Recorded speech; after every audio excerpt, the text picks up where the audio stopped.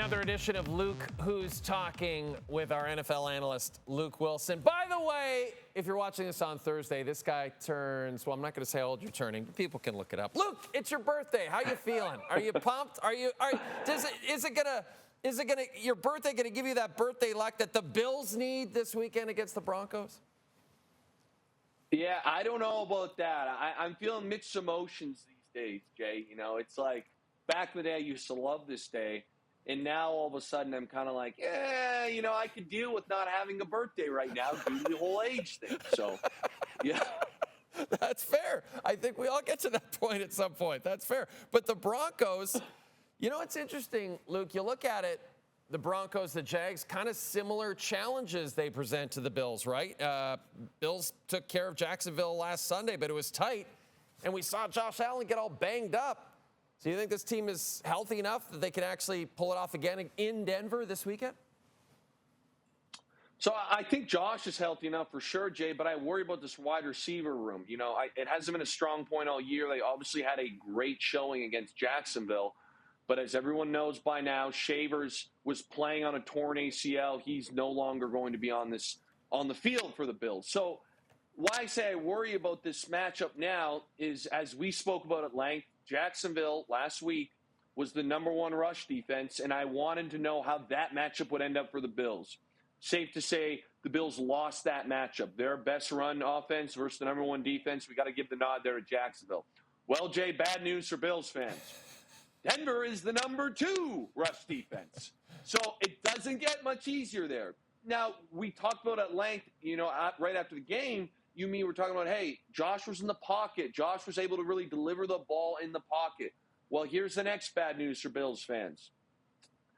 The Broncos secondary is absolutely elite. Patrick Surtain, a lot of people say, is the best corner in the game. He is a dominant player. The whole secondary, I think, is a huge upgrade from Jacksonville.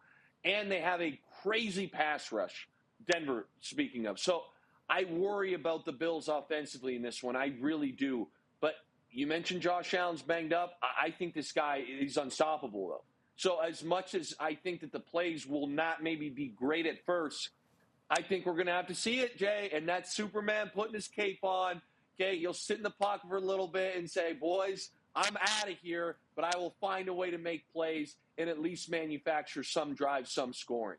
So I do think Josh can create a lot, but I think it's really going to have to be off schedule. And then Saturday night, I know you and I will be watching and we'll follow this game. Seahawks and Niners. Just 2 weeks ago, Luke, your Seahawks went into Santa Clara and punched Kyle Shanahan's team in the mouth and took that number 1 seed in the NFC. And now we're back in Seattle, where you know the Seahawks are going to feed off that crowd. Now they're a touchdown favorite. That's the biggest spread of the weekend. You still have faith that Seattle can get it done Saturday night? I do. I definitely do. I do think it'll be a lot tighter than the last game. And Jay, again, one of those things with the NFL is it's much harder to coach going into the week and prep, I should say, when you had such a big win. You know, you look at Seattle's coaching staff. That's offense and defense. They're going to turn on the last game and say, okay, these are the things that worked. And we're probably going to install a lot more of them and continue that game plan. We're on the flip side. You have a great staff in Kyle Shanahan, obviously the head coach, but also the play caller, Robert Saleh, the D coordinator in San Francisco. They basically have a blank canvas because all of their ideas from a few weeks back got absolutely smoked. So game plan-wise, I would give the advantage in preparation to San Francisco. That being said, at some point, it's the X's and O's can only get you so far. It's the Johnnies and Joes that win you the ball game. And I think when you look at this thing, Seattle is just too loaded. The defense is an absolute elite unit. You have a very banged-up defense in San Francisco. They've had a week off Seattle to rest. They're at home, like you said. There's just too many factors to not make me want to say it will be tighter, but I think Seattle gets it done. And then the early game on Sunday will feature 2 dominant defenses that we saw last week. It's the Texans and the Patriots. New England allowing just 3 points against the Chargers last week.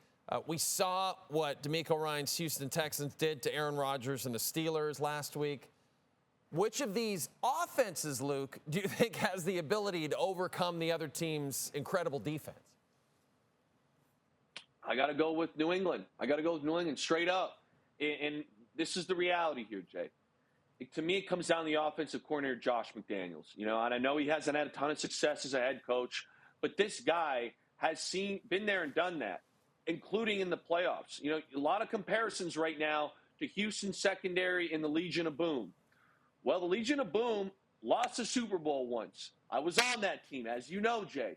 You know who the offensive coordinator on the other side was?